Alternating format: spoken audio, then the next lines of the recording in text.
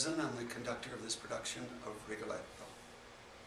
Hi, I'm John Cheek. I play Sparafucile, a paid assassin. Hi, I'm Maureen O'Flynn. I play the role of Gilda. Hi, I'm Mark Walters, and I am Rigoletto in this production. Hi, I'm Russell Thomas, and I play the role of the Duke. Hi, I'm Frank McClain, and I'm the stage director for Rigoletto.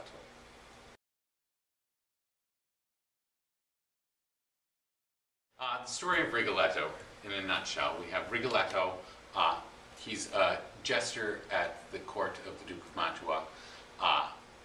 He has a daughter, Gilda, who he keeps in secret. The Duke is a bit of a cad, and has secretly fallen for Rigoletto's daughter, not knowing who she is. The courtiers at the court that Rigoletto jests at, he taunts them as revenge. They think he has a mistress that they abduct. In actuality, it's Gilda, his daughter. They take her to the Duke, who violates her, fulfilling Rigoletto's worst fears. Rigoletto then plans to have the Duke assassinated by Sparafucile. The plan goes awry, and there's a tragic ending.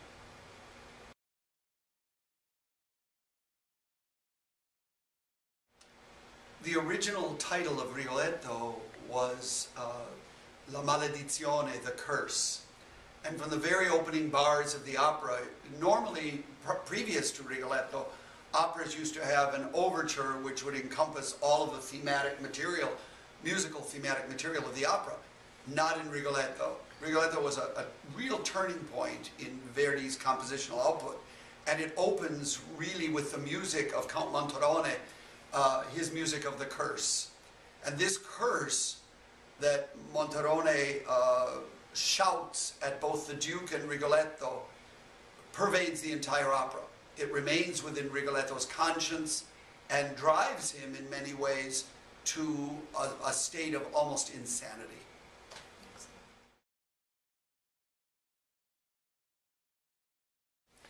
I play Sparafucile, the paid assassin.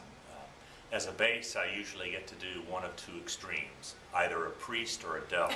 In this case, it's definitely towards the devil side of things. He's really, really, really mean.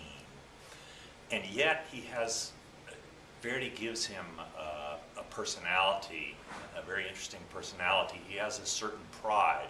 At one point, he's offered to break his contract and kill somebody else, and he's quite outraged. No, this person has paid for my services, and they will get what they paid for. What do you think I am, some kind of thief?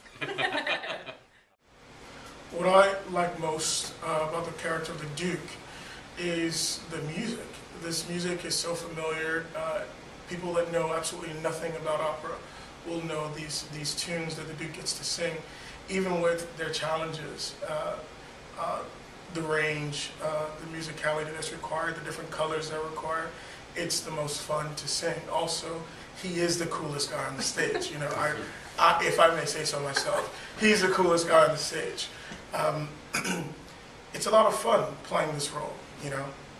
Every guy wants to be the coolest guy, so that's a whole lot of fun. Rigoletto is a great baritone role. It's one of the more difficult baritone roles that's ever been written. It lies very high, which lends itself to a lot of power in the upper part of the voice to fill the theater. It's also one of the most dramatic roles ever written for baritone, and physically demanding because being a hunch, a lot of the time when you're on stage and the aggressive physicalness that's required of a court jester. And he has a large journey through the opera also. At the very beginning of the opera, he's tormenting the courtiers and goes on to protect his daughter from the Duke, which doesn't turn out so well, and then the tragedy at the very end places great demands on the singer. I love this role of Gilda. It's one of my favorite roles. It's the one that I've actually performed the most. And this is actually my first time singing the role after an 8-year hiatus of not doing it. She encompasses pretty much all of the human emotions. She is the one bright light in this opera. If you listen to the music especially, there are tones of corruption in almost everybody's music, except in Gilda's music. She is a creature of goodness, and ultimately I think that is her downfall. She's also a teenager with passions, with needs, with a great need for affection. She's been a convent-raised girl. Her father probably hasn't seen her very much. She knows nothing about him. Nobody tells her his name in this opera. She keeps asking, please somebody tell me their name. But Rigoletto is first and foremost a great piece of theater. And it will do very well in this particular format of semi-staged because it's so close to the audience. And with great pieces like this, with grand opera that are actual pieces of genius, you don't need much sets, you don't need much costumes, you need just to pay attention because it's from the beginning of the opera to the end of it, not a note is wasted. And all the characters are fleshed out beautifully. They're multi-dimensional characters, and it speaks to humanity now as it did during the times of corruption when it was set.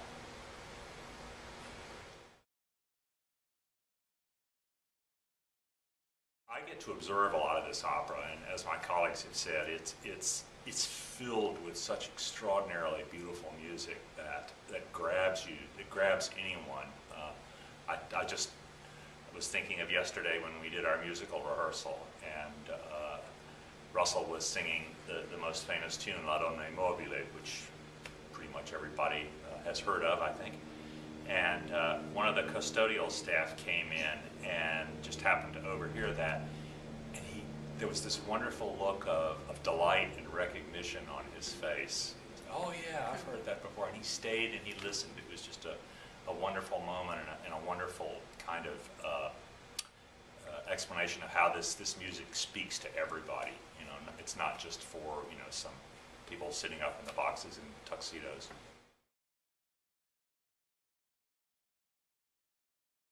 Opera is a room with many doors. People that have passion about singing, about orchestral playing, about set design, scenic design, costume design, theater, they can come in to be really transformed in a way. I think opera is the most transformational of all art forms. They can come through any of these doors through their passion and interest and follow the journey of these characters and be emotionally affected in the deepest possible way. Through the beauty of the human voice, which is the most immediate expression of human emotion. I think opera is very much of a populist art form. Contrary to some opinion that it's an elitist art form, it's just the opposite. And with the advent of supertitles, the opera will be translated in real time into English above the stage. So even though we are performing in Italian, everyone will understand every word of the dialogue.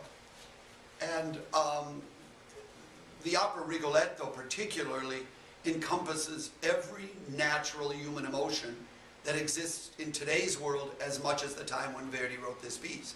Vengeance, passion, love, devotion, all of these elements are present in this story of Rigoletto. Lust, infidelity, assassination. To add a few more. And the seduction of power. Yeah.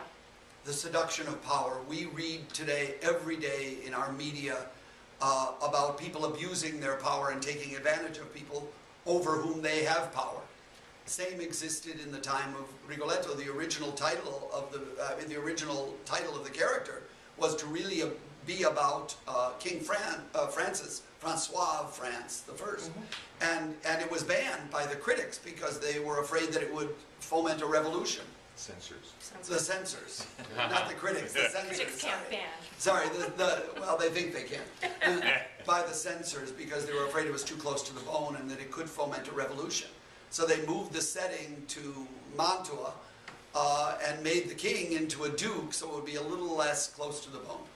But I guarantee every single person that comes to see this production will be riveted by the dramatic journey of these characters. Yeah, it's great theater. And I like what Joel said about the human voice. it's the most visceral contact you can have as a performer with an audience, that communication that goes back and forth. And there's not a lot left of live, unamplified singing that happens these days. This isn't a dying form. If they've been saying it's been dying for decades, it's not. It's still alive. It will always be alive because we are always alive, and we always have the need, when words just aren't enough, you need to sing about it. And time stands still. And that's pretty much what opera does. It takes extraordinary moments in a person's life, and it gives voice to what are very often inner emotions. So it's just great theater, and you all should come to see it.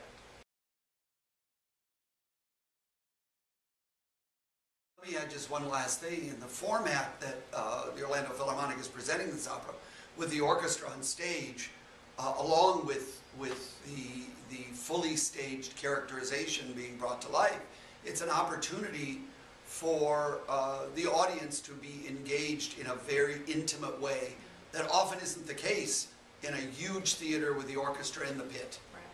So the orchestra will be felt as part of the actual action and scene. And it's a rare opportunity for the audience. So I would say everybody should run, not walk, to see this opera, Rigoletto.